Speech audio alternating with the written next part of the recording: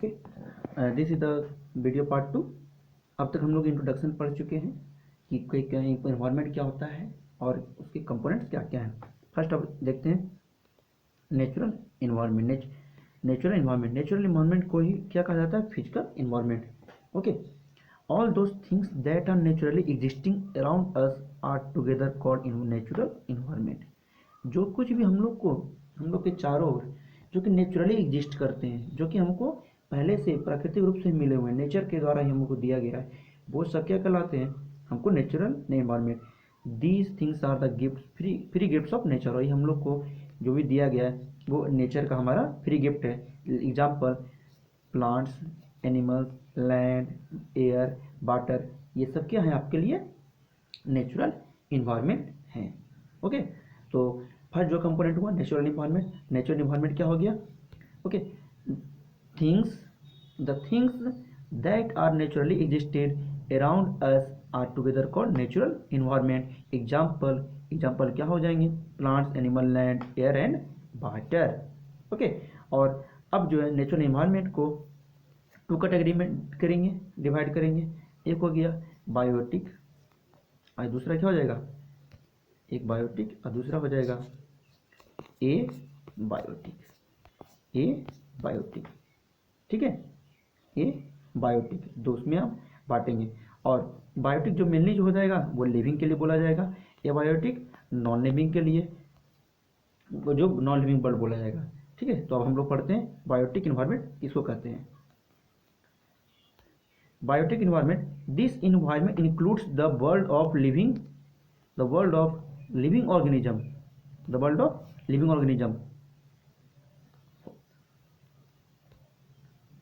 For example human beings, plants, animals and insect. Okay, जो main point जो आपको याद करने की है कि बायोटिक में सिर्फ वही आएगा जो वर्ल्ड ऑफ, किसको क्या कहा गया? तो आप क्वेश्चन आएंगे which environment is also called the world of living organism, तो वो क्या कहोगे? Biotic environment. Example human beings, plant, animal, insects etcetera.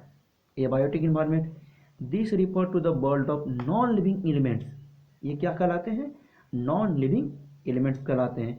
Example land, air and water. The land on which we live is not man made thing. हम लोग जो जिस land पे रहते हैं वो मैन मेड नहीं है, मानव द्वारा नहीं बनाया गया, क्योंकि हमको ये नेचर से ही प्राप्त किया गया है। It has been created through a natural process. जो ये हमारा जो लैंड है वो एक नेचुरल प्रोसेस से प्राप्त हुआ है, क्योंकि खास सुनने में आपको कहा जाता है कि जो सॉइल बनने में बहुत लाखों साल लग जाते हैं। सिमिलरली उसी प्रकार से एयर, वाटर, नेचुरल वेजिटेशन, जो भी पेड़ पौधे हैं, it etcetera also occur naturally. जो भी एयर है, वाटर है, नेचुरली हम लोग को ही मिलता है, और ये सब हम लोग को नेचर के द्वारा ही प्राप्त होते हैं, हम लोग ऑब्टेन करते हैं। Here the land refers to, यहाँ लैंड जो रिफर किससे कहा जाता है? लिथोस्फीयर। लैंड को क्या कहा जाता है? लैंड का मतलब क्या होता है? Lithosphere. Air and water indicate atmosphere and hydrosphere respectively. जो एयर और वाटर होते हैं, या एयर को क्या रिफर किया जाता है? एटमॉस्फेयर। और वाटर को क्या रिफर किया जाता है? Hydrosphere. The plants and animals are the major parts of biosphere. अभी हम बोले कि जो एटमॉस्फेयर हुआ, ठीक है, लिथोस्फीयर हुआ और हाइड्रोस्फीयर हुआ। अब प्लांट एनिमल अलग से रखिए, प्लांट है और एनिमल जो है, ये सभी जो मिलाकर जो आएंगे यही क्या कहलाएंगे? बायोस्फीयर। ओके, अब हम लोग इसके बारे में जो बाद में जो पढ़ेंगे अब आगे चलकर, वो major domains of the earth के बारे में हम लोग पढ़ेंगे। ओके, तो अभी हम लोग क्या क्या सीख लिए कि आपके लिए इन्वायरमेंट जो हुआ, तो नेचुरल इन्वायरमेंट हमने पढ़ा। तो नेचुरल इन्वायरमेंट को हमने अभी कितने कैटेगरी में बांटा? तो हमने बांटा टू कैटेगरी में। एक को कहा गया बायोटिक, एक को कहा गया ए बायोटिक इन्वायरमेंट।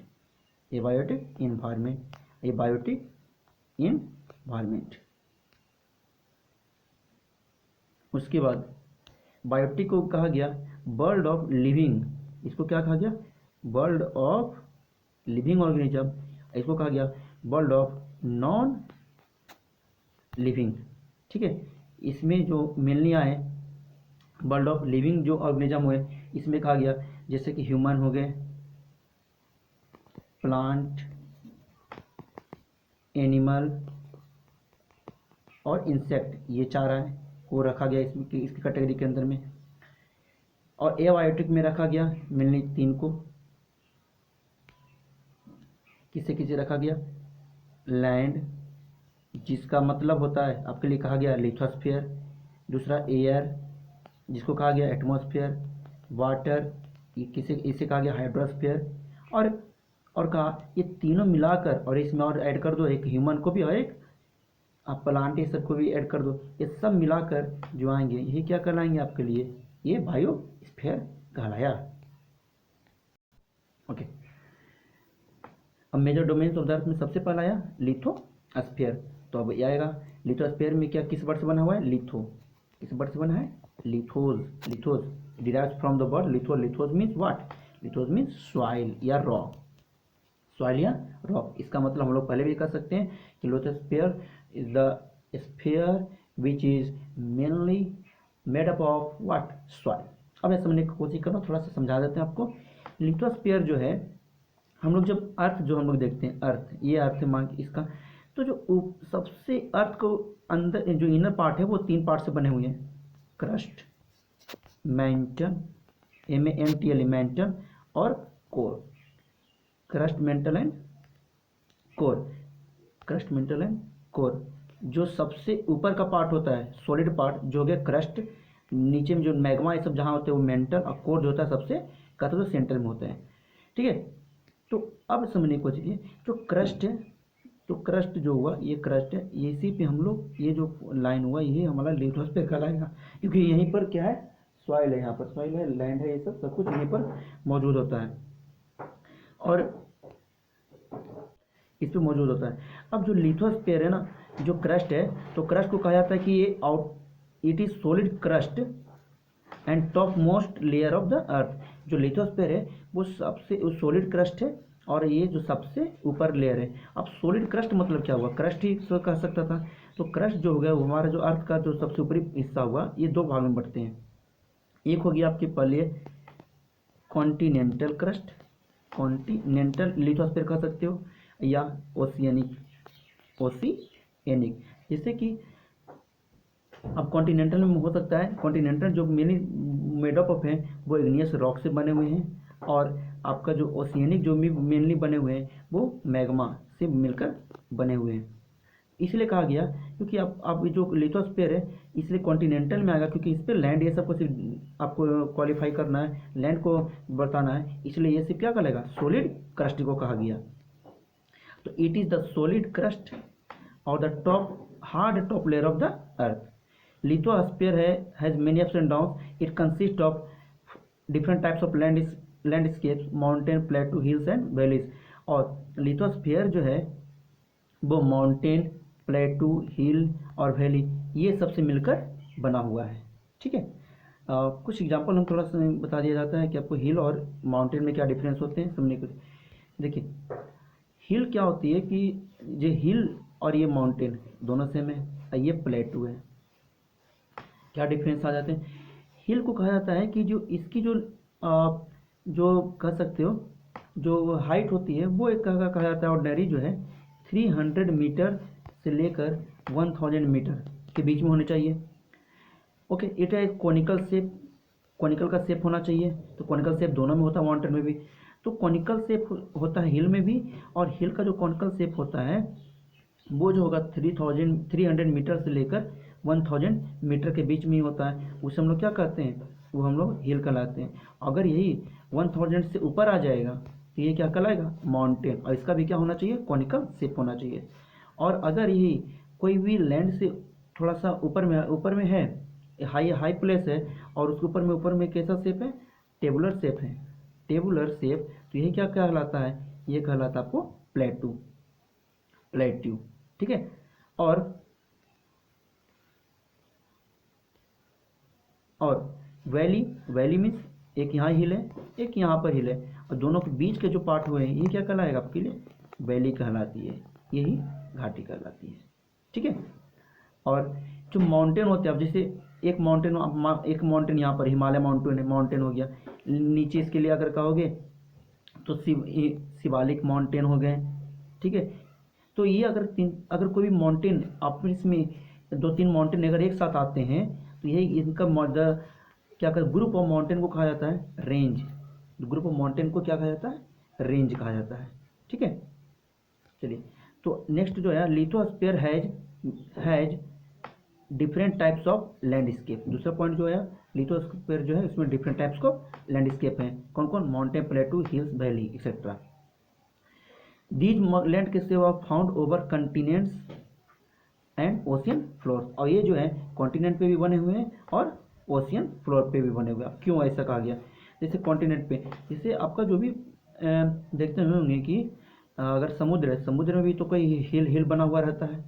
ठीक है। और आपके जो लैंड है, लैंड पर भी कोई भी हिल और कोई भी माउंटेन बना हुआ रहता है।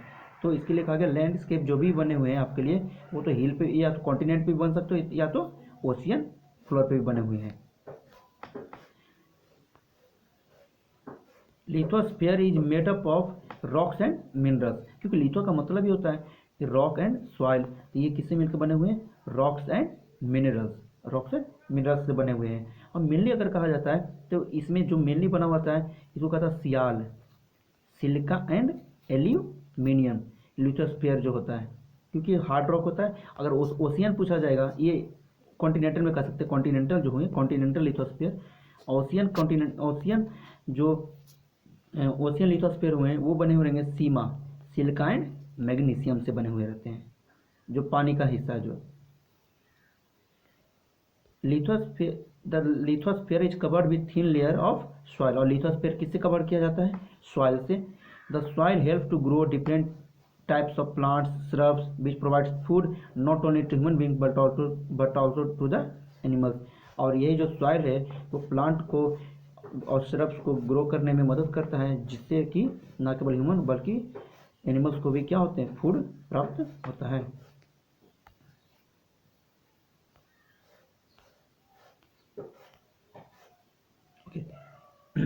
Lithosphere also known age home of different plants and animal. और लिथोस्फीयर को डिफरेंट प्लांट्स और एनिमल का क्या कहा जाता है, होम भी कहा जाता है। It is a various source of mineral sources. यहाँ पर जो सोर्स मिनरल सोर्स है जैसे कोयला, एल्युमिनियम, मैग्नीज, लेड, जिंक, इससे जितने भी टाइप के मिनरल होते हैं वो सब यहीं पाए जाते हैं। It provides land for growing crops and human settlement. और ये जो क्रॉप्स को ग्रो करने के लिए, ह्यूमन सेटलमेंट के लिए लैंड प्रोवाइड करता है। ओके। तो जो लिथो हो गया, यहाँ पर लिथोस्फीयर, इसका जो रिकैप करते हैं तो लिथोस्फीयर जो हो गया, क्या क्या मेन हम लोग सीखे। तो लिथोस्फीयर जो है मेनली मेडअप, जो मेड है वो किससे मिलकर बना हुआ है, तो मेनली जो मेडअप है वो बना हुआ है रॉक से और किससे, मिनरल से। ठीक है, रॉक और मिनरल से बने हुए। जैसे रॉक क्यों कहोगे, क्योंकि जितने भी आपके लिए माउंटेन होते हैं, माउंटेन, हिल्स, ये प्लेटू, ये सब क्या कलर, रॉक से बने हुए, इग्नियस रॉक से बने हुए रहते हैं। मिनरल बहुत सारे जो aluminium, zinc, manganese, aluminium, zinc, ठीक है, ये सिलिकॉन, ये सब जो पाए जाते हैं मिनरल में आएंगे। तो first it is made up of rock and minerals. It has many landscape. Second जो पॉइंट हम लोग सीखें, इट हैज़ मेनी लैंडस्केप। ये बहुत सारे, यहाँ पर बहुत सारे लैंडस्केप हैं, क्योंकि हमने सीखा भी हिल क्या है, माउंटेन क्या, प्लेटू क्या है, वैली क्या है। ठीक है। नेक्स्ट हमने इसमें सीखा कि it is solid crust. It is solid crust. Crust हमने पढ़ा कि जो अर्थ को इनर डिवीजन जो हुआ है, जो उसमें 3 पार्ट हैं, एक आपके लिए सॉलिड, एक क्रस्ट, एक मेंटल, और एक और जो सबसे ऊपरी हिस्सा जो होता है वही क्या कहलाता है आपके लिए, क्रस्ट। तो सॉलिड क्रस्ट, क्रस्ट भी 2 टर्म में उसको डिवाइड किए। एक हो गया आपके लिए कॉन्टिनेंटल क्रस्ट जो सॉलिड है, और एक आपका ओशियन क्रस्ट जो कि एक लिक्विड फॉर्म में, जिसको हम लोग कहते हैं जिसमें ओशियन है, और कॉन्टिनेंटल क्रस्ट जिस पे हम लोग 7 कॉन्टिनेंट को पढ़ते हैं कि 7 कॉन्टिनेंट है ना, वही इसी में आया। और कॉन्टिनेंटल क्रस्ट किससे बनकर मिलकर बना हुआ है, सियाल, सिलिका और एल्युमिनियम से। और जो कॉन्टिनेंट और ओशियनिक क्रस्ट है वो किससे मिलकर बने हुए हैं, सीमा से। तो ये अब हम लोग पढ़ें lithosphere is a solid crust. उसके बाद लिथोस्फीयर को कहा गया home home of plants and animal, it is the home of plant and animal, इसको प्लांट और एनिमल का होम कहा गया। और इसको कहा गया source of mineral resources, source of mineral resources. ठीक है, तो आई होप ये आपको समझ में आया होगा लिथोस्फीयर के बारे में।